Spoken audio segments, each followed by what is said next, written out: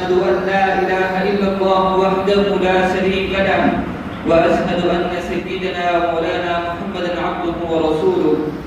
قال الله تبارك وتعالى في القرآن المجيد والفرقان الحميد: فأعوذ بالله من الشيطان الرجيم. بسم الله الرحمن الرحيم. قل إن كنتم تحبون الله فاتبعوني. صدق الله العظيم.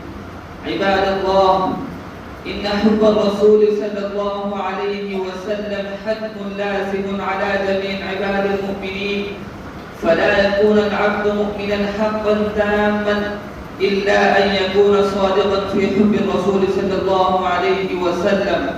وهذا من تمام إيمان العبد أن يقدم محبة الرسول صلى الله عليه وسلم بل على محبة الأهل والولد والناس أجمعين.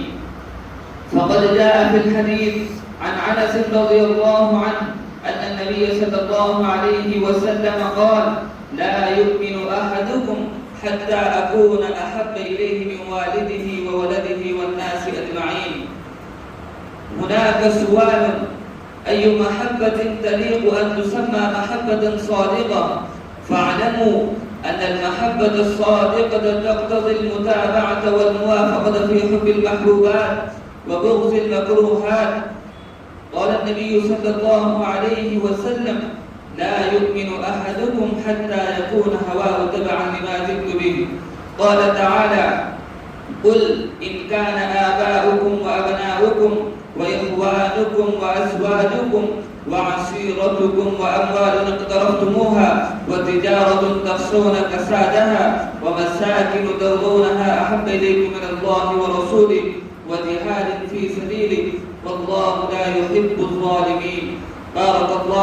بارك الله لنا ولكم في القرآن المجيد، ونفعنا وإياكم بالآيات والذكر الحكيم، فاستغفروه إنه هو الغفور الرحيم.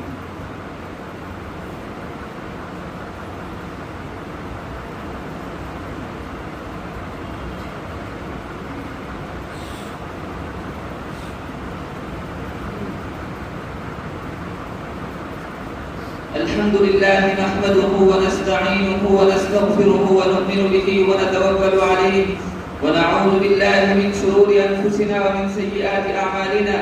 من يهده الله فلا مضل له ومن يضلله فلا هادي له. ونشهد أن لا إله إلا الله وحده لا شريك له، ونشهد أن سيدنا ومولانا محمدا عبده ورسوله الذي أرسل بالحق بشيرا ونذيرا. إن الله وملائكته يصلون على النبي يا أيها الذين آمنوا صلوا عليه وسلموا تسليما. قال النبي صلى الله عليه وسلم: أرحم أمتي بأمتي أبو بكر، وأشدهم في أمر الله عمر، وأصدقهم حياء عثمان، وأقلاهم علي، وفاطمة سيدة نساء أهل الجنة، والحسن والحسين سيد أسباب أهل الجنة، وحمزة أسد الله وأسد رسوله رضوان الله تعالى عليهم أجمعين. اللهم اغفر للعباس وولده مغفرة ظاهرة وباطنة لا تغادر ذنبا.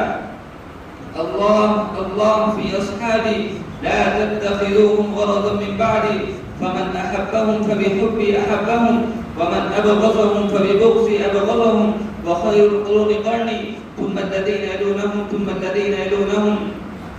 اللهم أعز الإسلام والمسلمين بالإمام العادل ذي القوة القاهرة والسلطة الظاهرة على الكفرة الباغية، واغفر اللهم لجميع المؤمنين والمؤمنات والمسلمين والمسلمات الأحياء منهم والأموات برحمتك يا أرحم الراحمين.